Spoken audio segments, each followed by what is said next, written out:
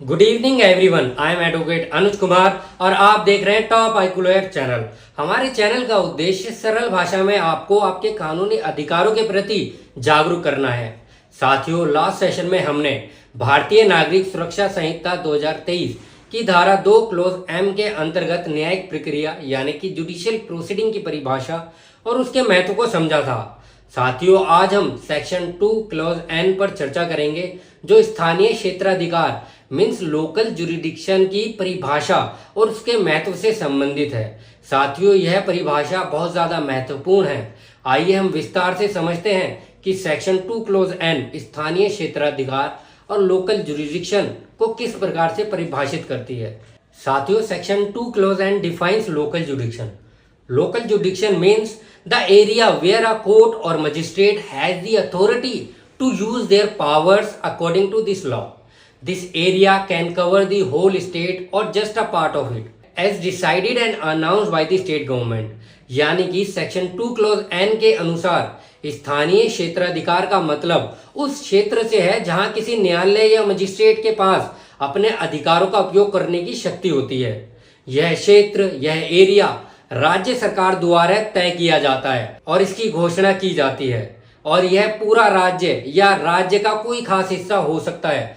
साथियों, इस सेक्शन को उदाहरण से अगर समझने का प्रयास करें तो उदाहरण के लिए मान लीजिए फॉर एग्जांपल, यदि एक सड़क दुर्घटना दिल्ली के किसी एरिया में होती है तो उस मामले की सुनवाई उसी एरिया के कोर्ट में होगी जिसके पास उस एरिया का क्षेत्राधिकार मीन्स जुरिडिक्शन है।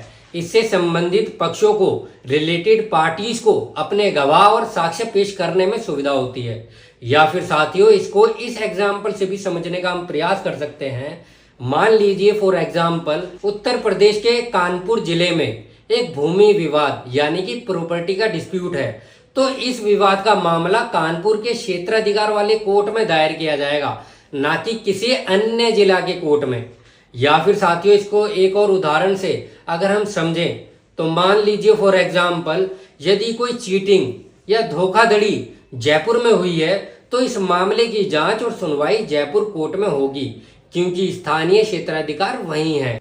आई होप साथियों आप सभी इन तीनों एग्जाम्पल से स्थानीय क्षेत्राधिकार की डेफिनेशन समझ गए होंगे। साथियों, सेक्शन 2 क्लॉज एन का उद्देश्य यह स्पष्ट करना है कि कौन सा न्यायालय या मजिस्ट्रेट किस क्षेत्र में अपने अधिकारों का प्रयोग कर सकता है।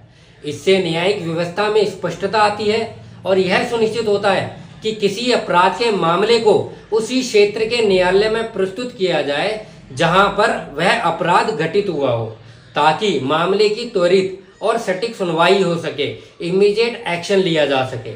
और साथियों, मेरे विचार में स्थानीय क्षेत्राधिकार मतलब लोकल जुडिक्शन न्याय प्रणाली का एक महत्वपूर्ण प्रावधान है। इससे यह सुनिश्चित होता है कि अपराध या विवाद की सुनवाई उसी स्थान पर हो जहां से यह उत्पन्न हुआ है, जिससे न्यायिक प्रक्रिया सरल और सुलभ बनती है। साथियों, क्षेत्राधिकार की इस स्पष्टता से न केवल न्यायालयों का कार्यभार संतुलित रहता है बल्कि मामलों का त्वरित और उचित निपटारा भी संभव होता है। और साथियों, न्यायिक प्रक्रिया में यह स्पष्टता बहुत आवश्यक है ताकि किसी भी पक्ष को न्याय प्राप्त करने में कोई असुविधा ना हो। साथियों, मैं आशा करता हूं कि आपको आज की इस कानूनी जानकारी से सेक्शन 2 क्लॉज एन स्थानीय क्षेत्राधिकार मीन्स लोकल जुरिडिक्शन की परिभाषा समझ आ गई होगी। और अगर आप ऐसे और भी महत्वपूर्ण कानूनी विषयों पर चर्चा चाहते हैं, जानकारी चाहते हैं, तो चैनल को सब्सक्राइब करें, लाइक करें। टॉप आईक्यू लॉयर चैनल से जुड़ने के लिए आपका धन्यवाद। जय हिंद।